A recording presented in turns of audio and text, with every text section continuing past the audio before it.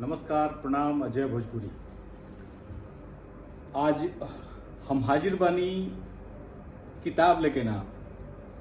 आज एगो लेख पढ़े के मिलल हटे, वही लेख के लेके हम हाजिर बानी आज। फेसबुक भोजपुरी या हिंदी के साहित्यकार, भोजपुरी में पहला हाइकू संग्रह लिखे वाला नेवान शायद किताब के नाम रहे। सुनील कुमार पाठक भैया भोजपुरी के कथाकार, प्रश्नवाचक चिन्ह तुषार कांत उपाध्याय जी के एगो लेख शेयर कर रहनी है। प्रिंट मीडिया से वो लेख लटे। वो लेख के शीर्षक लटे पिछले 2 दशकों में भोजपुरी का विकास। मतलब पिछला 2 दशक जो 20, 22, 25 साल, 2-2.5 दशक के बात होके तो उनमें भोजपुरी के का विकास भइल बटे, ए विषय पर ई लेख लिखाई लटे। ऐसन लेखक के दावा बाटे। बाकी एह लेख से हमरा सहमति लटे। यही लेख पर आज के ई वीडियो बा, जौना के शीर्षक हम दिले बनी भोजपुरी के विकास का बहाने विनाश के सहमति। ई लेख यदि अचानक देखब तो चिहुक जाए आ गील होके वाह वाह आह आह करे लागब।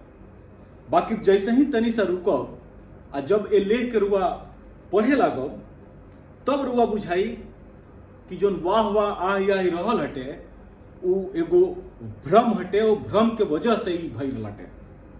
हम भोजपुरी के साहित्यकार ना हई। हम भोजपुरी में कोनो ऐसन साहित्यिक काम नहीं कैले जौना के दावा हम करी। हम कोनो दूसरा भाषा के भी साहित्यकार ना हई। बाकी हम भोजपुरी के बड़ा निठाह पाठक हई। हम भोजपुरी किताबिन के पढ़े नहीं। हम भोजपुरी में आलोचना लिखाई किताबन के पढ़ले बानी। हम भोजपुरी के समीक्षात्मक किताबिन के भी पढ़ले बानी, जौना में कथा, कहानी, निबंध अलग अलग किताबिन के समीक्षा लिखाई बटे। हम भोजपुरी गीत संगीत के भी बहुत सुनेनी। वर्तमान के सिनेमा, यदि पिछला 20 साल के सिनेमा के बात कल जाओ जौना में विकास के दावा यहाँ करतनी, वो सिनेमा के भी हम ओहू में से लोगन के कहला पर है बहुत बेहतरीन फिल्म बिया। चाहे भोजपुरी के जो पिछला 20 साल में जो टॉप 20-25 गो फिल्म हुई सो ओहू के हम देखले बानी। कहे के मतलब ये बाटे कि भोजपुरिया हई। भोजपुरी किताबिन के 700 से ऊपर किताबिन के हम पढ़ले बानी। तो हम जानत नहीं कि भोजपुरी साहित्य में का बाटे। कम से कम पूरा ना, लेकिन जितना हम पढ़ले बानी उतना तो हम जानते बानी। भोजपुरी के 1000 से ज्यादा गीत हमरा लगे संग्रह बाटे। मोहम्मद खलील से लेके विंध्यवासिनी देवी, शारदा सिन्हा से लेके शास्त्रीय संगीत भोजपुरी के जोन बाटे, भरत शर्मा, मदन राय से लेके हम अधिक मनोज तिवारी के गीत बाटे हम सुनले बानी। तो हम लगभग अच्छा खासा गीत सुनले बानी। कहे का मतलब बा कि भोजपुरी साहित्य, गीत संगीत और सिनेमा से ठीक ठाक हमार परिचय बाटे।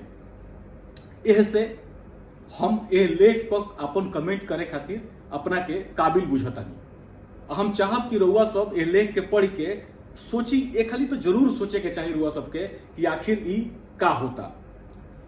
यदि ये लेख के बात करी हम तो ये लेख के 6 हिस्सा में बटले बानी। हम एजगा स्क्रीन पर एकर अलग अलग जोन हिस्सा हम बटले बानी, वो हिस्सा के रुआ सब देख सकेनी।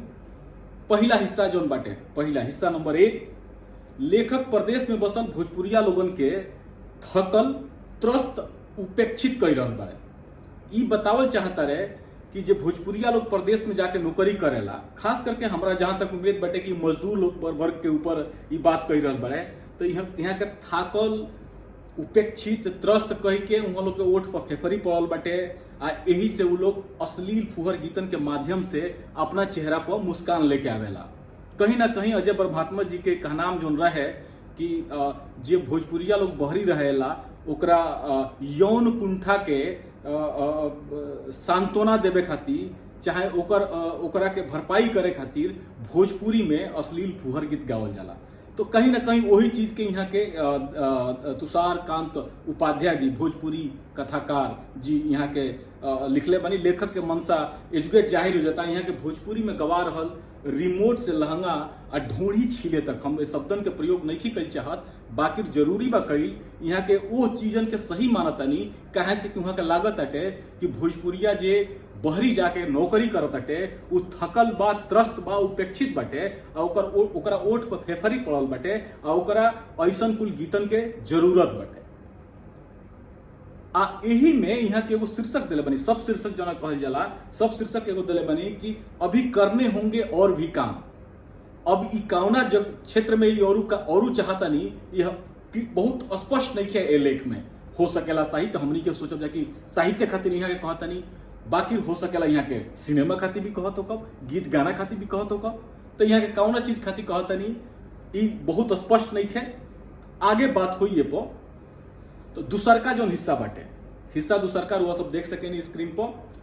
संविधान में शामिल करे खातिर एकाध दूगो संस्था के छोड़ के अब कोनो संघर्ष नहीं हो, तो रउआ सब जानते नहीं ये बात के, ज्यादा से ज्यादा देखा तनी ट्विटर पर कुछ लोग बात करता है, हमनियों के ट्विटर पर कबो कभार बात कर देनी जा, या एकाध दूगो संस्था जन बाड़ी से, जैसे कि संतोष भाई के जन जागरण अभियान जोन बाटे, वो संस्था जोन भी तो लगातार दिल्ली में जंतर मंतर पर धरना प्रदर्शन करेले। बाकी यदि बात करी भोजपुरी के संवैधानिक मान्यता खातिर एकदम ढीठ बढ़िया तरीका से, एकदम मतलब जोरदार तरीका से यदि बात होके संवैधानिक मान्यता के लेकर संघर्ष के, तो कोनो संस्था नहीं से करब। जौन हो ताटे तो मात्र एगो खाना पूर्ति बाटे, कोनो संस्था से पत्र चली गई, कोनो संस्था जोन बाटे ओकरा पर ट्विटर पर सोशल मीडिया पर लिख दिलस, अपना तरफ से पत्र लिख दिलस, कोनो नेता से जाके मिल गई।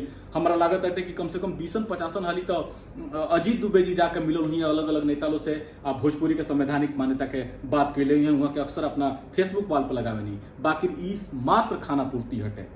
राहुल संकीर्तन के समय में उस कावल जोन बात रहे संवैधानिक मान्यता के 70, 80, 90 के दशक में बड़ा कट्टर और बड़ा ही संघर्षपूर्ण तरीका से बात के राखल गई रहे, बाकी ना मिल पावल। संघर्ष मैथिली वाला लोग कई उन लोग के 2002-2003 में मिल गई, बाकी भोजपुरी के ना मिल पावल।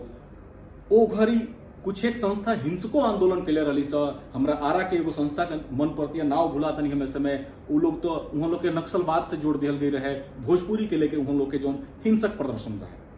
बाकी अब वही जोन हो रहा बा, चाहे नीतीश कुमार एगो पत्र भेजले, बहुत बढ़िया काम कैले, बड़ा खुशी रहे, हमनी के वो पत्र के शेयर भी कैले रहनी जा। बाकी ओकरा बाद का वो चीज के फॉलोअप होते का ओ पत्र के बाद का एक्शन लेलस नीतीश सरकार। आ नीतीश सरकार अपना बिहार में भोजपुरी के द्वितीय भाषा माने खातिर, चाहे मैथिली के संगे राखे खातिर का कैले बिया, का करतिया।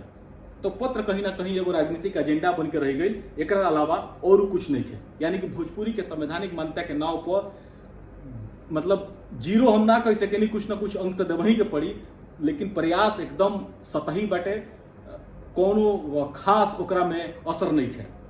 यदि हम बात करी संतोष भाई के संस्था के, तो वो उसके छोड़ के बाकी दूसर कोनो और संस्था हमारा ये चीज के करत लौकत नहीं है। एका दूगो नेता लोग संसद भवन में, राज्यसभा में मांग कई, बाकी वो मात्र एगो खाना पूर्ति बाटे। यदि एकर बात होके तो भूगेंद्र झा सबसे पहला सांसद रहले जो संसद भवन में भोजपुरी के संवैधानिक मान्यता के बात कैले रहले। तो एक कुल चर्चा लेखक जी एक कुल के बातें नहीं करत वहां के। अब चल जाओ तीसरा जो कटिंग बाटे, तीसरा रुआ सबके स्क्रीन पर तीसरा मिल जाई जो कटिंग बाटे अखबार से। साहित्य के समृद्धि के लेके लेखक के लगे मात्र 3 लोगन के नाम बा। जब ये लेख के पढ़ब तो रोशक मालूम पड़ी, जबकि वर्तमान समय में बहुत लोग आ संस्था अलग अलग तरीका से बेहतर काम कर रहा बड़ी से, खास करके साहित्य के लेके। जो नहीं होके साहित्य कैसन बा ये चीज का हम बात आगे करबे में, बाकी प्रयास कर रहा बड़ी से, गीत, कविता, कहानी, पत्र पत्रिका के माध्यम से, किताब के माध्यम से, अलग अलग संस्था, अलग अलग जो समूह बाटे वो काम करत अटे, कुछ पब्लिकेशन हाउस बाटे वो काम करत अटे।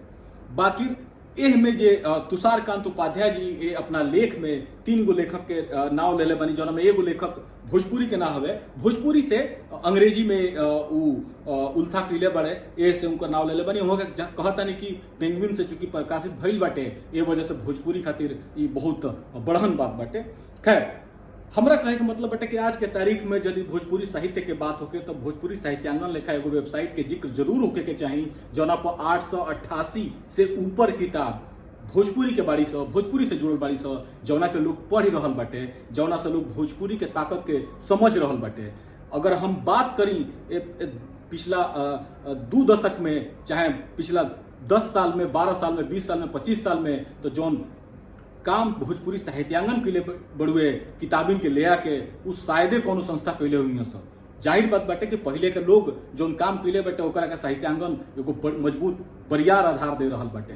तो यदि हम साहित्य के बात करी, भोजपुरी साहित्य के बात करी, लोगन के लेखनी के बात करी, लोगन के काम के बात करी, यदि प्रयास के बात करी तो इस संस्था के भोजपुरी साहित्यांगन के नाम लिहल बहुत जरूरी बाटे।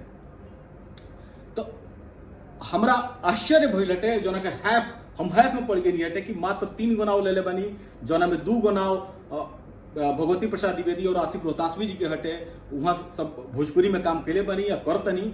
बाकी एगो लमहर लिस्ट बाटे वर्तमान समय में जो भोजपुरी में लोग काम कर रहल बाटे। हम ए बहस में ना जाई, बाकी हमरा ई बड़ा अजीब लागल हटे कि भोजपुरी के 2 दशक के बात होता हटे और ओकरा में मात्र 2 गो साहित्यकार के बात हो रहल बाटे।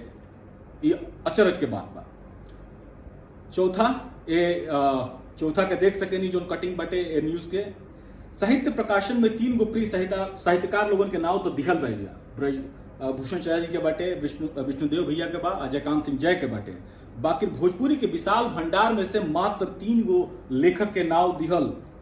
तनी लेखक जे लेख के लिखले बाटे उनकर गुजुटाइल सोच लागत बाटे।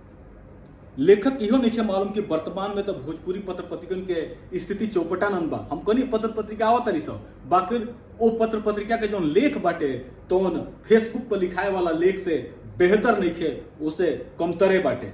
अधिकतर पत्र पत्रिका जो बाड़ी सा आज के डेट में प्रकाशित हो रहा बाड़ी सा, आज के तारीख में जो आ रहा बाड़ी सा, ओकनी के सम्मेलन पत्रिका, आजोर, लकीर, भोजपुरिया माटी, ऐसा बहुत सारा उस समय के पत्रिका बाड़ी सा। आज से 20-25 साल पहले, 10 साल पहले लकीर तो आजो प्रकाशित हो रहा बिया। तो एकनी के इर्द गिर्द भी आज के पत्रिका नहीं सब रुआ सब पढ़ब तो ये सब अंदाजा हो जाए। अधिकतर पत्रिका जो बाड़ी तो साहित्य के नाम पर, भोजपुरी के नाम पर कंजास परोसो तारी सो, हिंदी के शब्दन में, हिंदी के वाक्य में या वा तारा पा लगा के एकनी के परोस रहल बाड़ी सो। आखिर एकर बात के करी? लेखक संभवतः ये चीज के मूल्यांकन लेखन कर पौले। लेखक जो आलोचनात्मक ढंग से बात रखे के, लेखक के जो आलोचनात्मक ढंग से बात रखे के चाहिए। जोन प्लस बटे, जोन माइनस बटे, जोन क्रॉस बा, जोन कॉम्स बटे, ओकरा का सोचा रखे के चाहिए। बाकी लेखक पता न कहे निहुर गई बड़े, निहुरत बाड़े, बाकी उनका 2-4 गो गोड़ मिलत अटे भोजपुरी साहित्य के जड़ जोन पिछला 20 साल में भोजपुरी में भइल बाटे। वो लोगन के, वो सूची के, वो लोगन के एगो विस्तार जोन बाटे भोजपुरी भाषा साहित्य के, वो बारे में उनका कुछ नहीं खेलो कर। यदि हम 5वां बात करी, 5वां कटिंग के, ये लेख में ही पूरा फोटो, लेखक के मूल उद्देश्य जोन बाटे पूरा फोटो से जुड़ल बाटे। यही फोटो पर उनकर पूरा लेख जोन बाटे केंद्रित बाटे। ये फोटो पर ही पूरा लेख उनकर केंद्रित बाटे। हम फिर से कह दी, उनकर पूरा उद्देश्य जोन बाटे यही फोटो से जुड़ल बाटे। ये फोटो में रुआ सब देखब तो भोजपुरी के विनाश करे वाला लोगन के, भोजपुरी भाषा के जोन पहचान बाटे ओकरा के खत्म करे वाला लोगन के चेहरा बड़ा विस्तार से लेखक दिले बड़े। आ लेखक के जुगा मतलब अब हम बात करी तो यदि भोजपुरी भाषा साहित्य के लेके, भोजपुरी समाज के लेके यदि तनकियो प्रयास के बात होखे तो ए में से ए लोगन के ई जोन फोटो रुआ सब देख रहे बनी, ए लोगन के योगदान 0/सन्नाटा बाटे। असल में फोटो के जगह पर होखे के चाहिए जौना साहित्यकार लोगन के नाव लेखक ए लेख में देले बड़े, वही लोगन के जौना किताबिन के वो लोग लिखले बाटे वो किताबिन के फोटो रहे के चाहिए। चाहे वो लेखक लोगन के फोटो होके के चाहिए, कहे से कि भोजपुरी साहित्य में वो लोग काम कैले बाटे, कर रहल बा, तो वो लोगन के फोटो होके के चाहिए। कहे से कि ई भोजपुरी भाषा के दिखाई, एगो भाषा के ताक मजबूती जोन बिया तो ओकरा साहित्य से, ओकरा गीत संगीत से आवेले। ए लोगन से जे कि जेकरा के खुद लेखक ए लेख के लेखक खुद कह रहल बड़ा कि थाकल, त्रस्त, उपेक्षित लोगन खातिर जोन गीत बाटे वो कहीं ना कहीं लेखक के इशारा बा जुगा। तो आखिर वही लोगन के चमकावे के का जरूरत बाटे, ये लेखक के सोचे के चाहिए। 6वां 5-6 देखी कटिंग बाटे जुगा। धरीशन मिश्र, मोती बीए, हरे राम द्विवेदी, ये लोगन के नाम शायद लेखक के मालूम नहीं है। कहे से कि अकादमी से, साहित्य अकादमी से भाषा सम्मान के जब बात होता है तो वहां के लिखत नहीं शुरुआत भई बा। जबकि वहाँ के मालूम होके चाहिए कि भोजपुरी के भाषा अकादमी की तरफ से भोजपुरी भाषा खातिर भाषा सम्मान जोन बाटे सबसे पहले धरीशन मिश्र जी के मिलर रहे, ओकरा बाद मोती बीए जी के मिलर रहे, ओकरा बाद हरिराम द्विवेदी जी के मिलर रहे। आई 2 दशक 2-2.5 दशक के बीचे के बात हटे, ये बहुत पुरान बात ना हो। तो ये देख के लागत हटे कि लेखक जोन बड़े एक कुल चीजन से बहुत अनजान बड़े। 7वां बात करी 5 और 2 7 7वां के कटिंग बा। लेखक मर्यादा और गरिमा के बात तो करत बाड़े, बाकी संगे संगे वो लोगन के धिक्कारतो बाड़े जे अश्लील फुहर के विरोध कई। यहाँ के लिखत है कि अश्लील में अजरा के रह गई। देखिए कितना मतलब सातिरपना बाटे लेखक के भीतर। ई एगो माहौल बनाओ के हटे, पोस्ट ट्रूथ ना कह सके नहीं के, बाकी ये लोग जोन बाटे स्थापित करता वो चीजन के जौना चीजन से भोजपुरी भाषा के साहित्य के गीत संगीत के नुकसान हो रहा बाटे। इनकर इशारा देखिए कैसे बाटे। लेखक वही अश्लील फुहर गायकन अभिनेतन के सभ्य के भाग लिख के सभ्य खातिर भाग माने वह अश्लील फुहर गावे वाला सभ्य खातिर भाग बन के आवता ना जस्टिफाई कर रहा बड़े। लेखक ई मानतो बड़े कि अश्लील फुहर वाला का दो संवैधानिक मान्यता की ओर लेके जी सब। लेखक के उम्मीद जोन बाटे भोजपुरी के विनाश करे वाला लोगन से उम्मीद बाटे कि वो संवैधानिक मान्यता दी सब। आखिर का मान्यता दिया लोग, आप मान्यता मिलियो गई तो ये लोग जोन भोजपुरी के इमेज बना के रखा ताटे, इमेज बना रहल बाटे बनौले बा, वो इमेज से भोजपुरी के अब भोजपुरिया लोगन के कितना भला हुई ये तो समय बताई। बाकी जे आज तनकियो जागरूक भोजपुरिया बाटे ओकरा बुझा जाए कि का ई लोग कर रहल बाटे आ ओ भोजपुरी के रूप से, ओ भोजपुरी के इमेज से भोजपुरिया समाज के भोजपुरी भाषा के कितना नुकसान हुई। अंत में लेखक खुद अपने पर सवाल तीना कर दिले बड़े। पहले अस्थिरता के दुहाई देत बड़े। जब लेख पढ़ब तो वहां के पत्र पत्रिका साहित्य के अस्थिरता के बात करता नहीं आ एजुगा अस्थिरता बहाल हुई एक बात कर रहल बानी संवैधानिक मान्यता से। तो कहीं ना कहीं अपने पे कॉन्ट्रडिक्ट कर रहल बड़े। किताब लिखा रहल बाड़ी सब, लेकिन बाकी साहित्य में मूल्यांकन होला ओकर एकदम ब्लैंकेट ऐसे ना दे दिया जाला कि ना एकदम बहुत शानदार बेहतरीन लाजवाब बाटे। तो ब्लैंकेट चेक दे रहल बड़े जुगा लेखक जोन बड़े भोजपुरी साहित्य के। आ ओकरा बाद खुद कहता रहे कि यदि संवैधानिक मान्यता हुई चाहे विकास हुई तो एकर स्तरीयता बढ़ी। स्तरीयता यदि ना रही तो पेंगुइन से कैसे आई फुलसुंगी अंग्रेजी में उल्था होके। तो लेखक अपना आप के कहीं ना कहीं कॉन्ट्रडिक्ट कर रहल बड़े, अपने आप के ही रोक रहल बड़े। राजनीतिक इच्छा शक्ति के मात पलाद के साहित्यकार और संस्था वाला लोग के क्लीन चिट दे रहल बड़े। अंत में आम लोगन के कान पर भोजपुरी के जुआट लाद के निकल जाता रहे राजनीतिक आम आदमी यह कह के। लेखक अपन लेख बंद कैले बड़े। जबकि आज के तारीख में भोजपुरी के विकास आ चाहे भोजपुरी के विनाश खातिर यदि केहू दोषी हुई आ चाहे केहू जिम्मेवार हुई तो भोजपुरी के संस्था ही हुई सब, भोजपुरी के साहित्यकार लोग हुई। आ यदि ई लोग गुंग बैठ के रही, ई लोग चुप बैठ के रही तो भोजपुरी के ना संवैधानिक मान्यता मिली ना भोजपुरी के जो इमेज बन रहा बटे वो इमेज टूटी। ए बात के बुझे के बाद हमारा समस्या एक लेखक आ लेख से नहीं है। हमारा कोनो जरूरत ना लटे ये 18-19 मिनट के 20 मिनट के वीडियो बनावे के। बाकी हमारा समस्या बा कि भोजपुरी के नाव पर जौन हो रहल बटे, जौन लोग कर रहल बटे ओकरा के मान्यता मिल रहल बटे। वो चीजन के केहू कुछो आके लिख देताटे आ लोग ओकरे के लेके एकदम का कहल जाला फूल के उपा हो जाताटे। लेखक जौन गलती बा जौन कमी बाटे ओकरा के सही ठहरावे के कोशिश करता रहे। आ यदि हमनी के एक ना टोकब जा तो उहे गलती भोजपुरी के पहचान बन जाई बनल बाटे। बहुत लोग भोजपुरी के मतलब वही चीजन से सोचेला जौना के लेखक के जगह सही ठहरावता रहे। बाकी ओकरा से भोजपुरी या भोजपुरिया के इमेज का बनेला ये हमरा बतावे के जरूरत नहीं है, ये सब जानता है।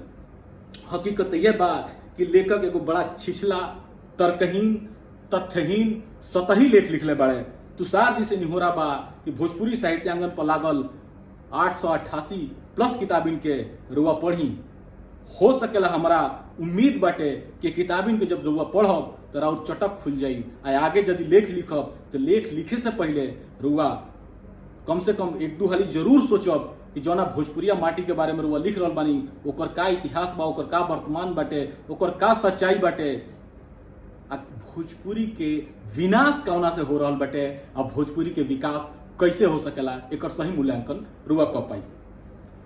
तो आज के लेख बटे हम रुआ सबसे निहोरा यह कहब कि करब कि रुआ सब ध्यान दी।